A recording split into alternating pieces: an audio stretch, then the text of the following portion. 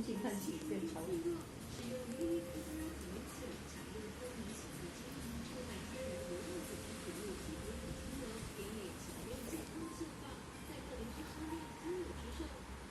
确定接种疫苗后是否符合新技术调整。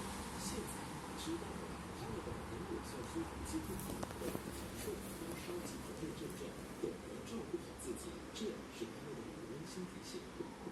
新加坡有100个孩子倾向于肉鸡药剂市场上是不是？肌肉保护。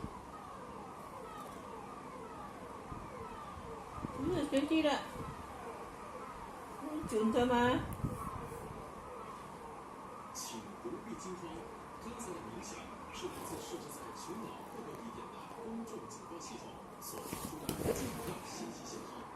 为了持续让民众熟悉公众警报系统，新加坡民防部队每年2月15号和9月15号会通过警报系统的冥想以及广播与电视的信息，提高民众面对警报该如何反应的意识。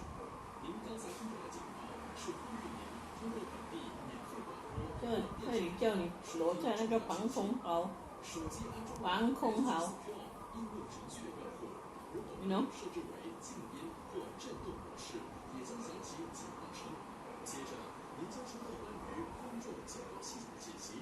紧急状况发生时，一旦听见重要信息信号，立即打开任何广播或电视频道获知重要信息，采取保护措施。公众警报系统的信号分为2种：警报与警报解除信号。当你听见警报信号，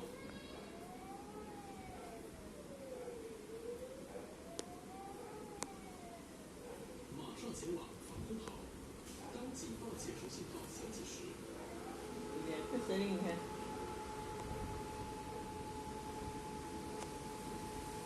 很有声音哦。表示危险结束，您可以离开防空壕。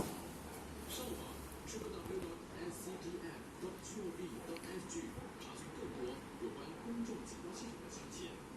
这项信息是由新加坡民防部队带给您的。我的。